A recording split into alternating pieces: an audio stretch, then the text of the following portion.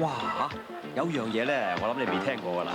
香港人啊，原來係一個熱愛報紙到發燒嘅民族嚟噃。香港嘅報紙冇錯就係多啲，不過你咁樣形容香港人又似乎誇張啲噃。我咁講啊，一啲都唔誇張㗎。你知啦，香港係一個現代化嘅商業城市啊嘛，生活可以話係瞬息萬變，而且世界嘅動態又同我哋息息相關，所以大部分香港人喺朝早呢，不論喺茶樓嘆茶又好，搭車又好，等車又好，甚至係行路啊，都會揸住張報紙嚟睇嘅。呢種瘋狂法呢，相信都冇邊個地方比得上香港啦。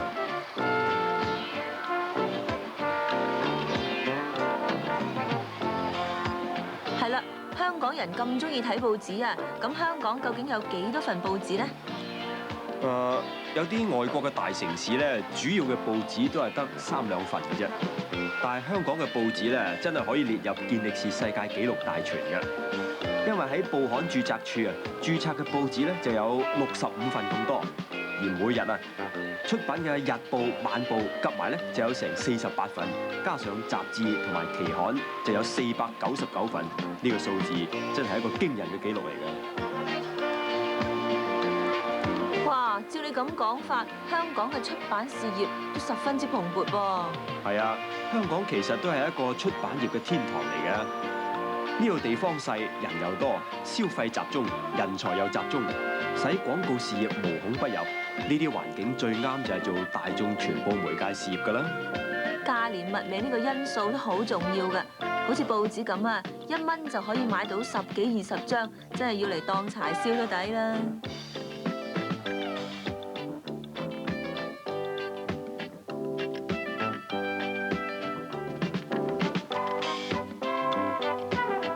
香港人嘅生活水準高，所以廣告業就十分之蓬勃。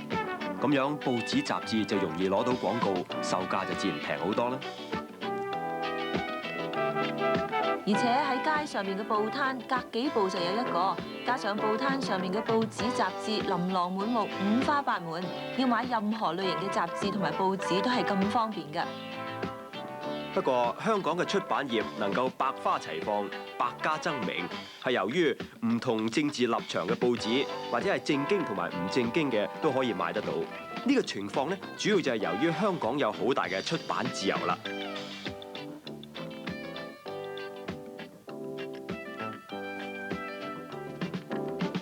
出版業其實仲有一個重大嘅特色，你未講㗎噃。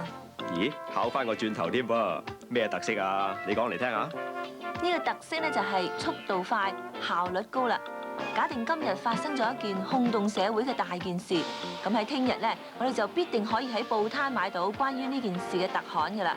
由此可以證明香港出版業嘅速度真係可以媲美穿梭機㗎。香港出版業咁蓬勃、咁有效率，其實係同香港人嘅積極進取精神息息相關嘅。希望香港人能夠發揚呢種精神，繁榮香港啦。